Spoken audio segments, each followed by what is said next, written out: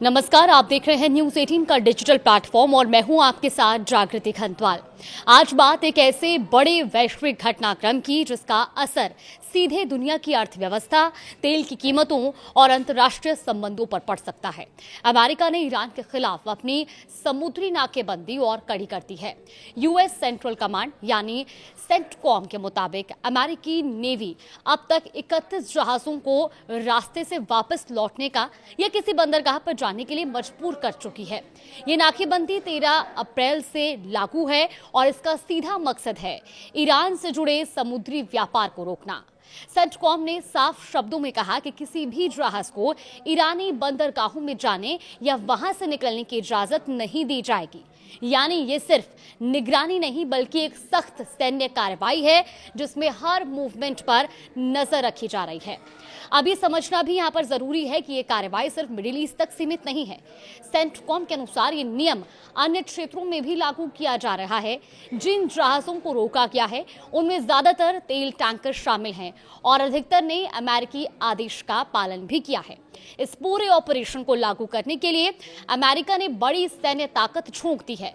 आंकड़ों के मुताबिक इसमें 10,000 से ज्यादा सैनिक तैनात हैं और इसके अलावा 100 से ज्यादा फाइटर जेट और निगरानी विमान और 17 से ज्यादा युद्धपोत इस मिशन का हिस्सा हैं। इनमें aircraft carrier, guided missile destroyer, drone refuelling विमान और एडवांस सर्विलांस सिस्टम शामिल है।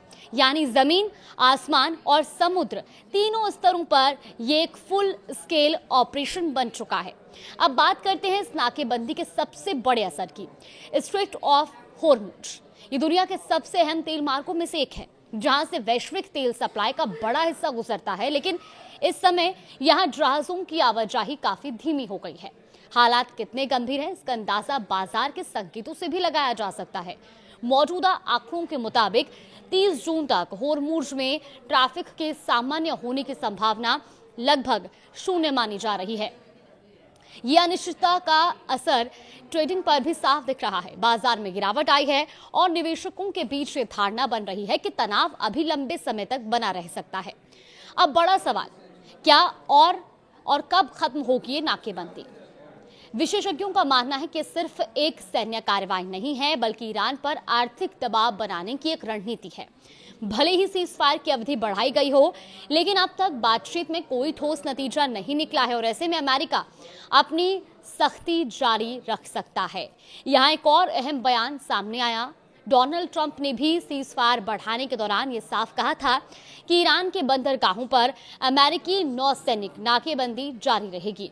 यानी राजनीतिक स्तर पर भी इस रणनीति को समर्थन मिल रहा है। अब पूरी दुनिया की नजर इस बात पर टिकी है कि क्या अमेरिका और ईरान के बीच कोई समझौता हो पाएगा या नहीं। आने वाले दिनों में क्षेत्र में सैन्य गतिविधियों में कोई बदलाव या नाकेबंदी से जुड़े नए फैसले स्थिति को और प्रभावित कर सकते हैं।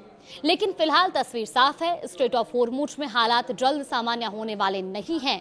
तनाव बना रह सकता है और इसका असर वैश्विक बाजारों से लेकर आम लोगों तक महसूस किया जा सकता है।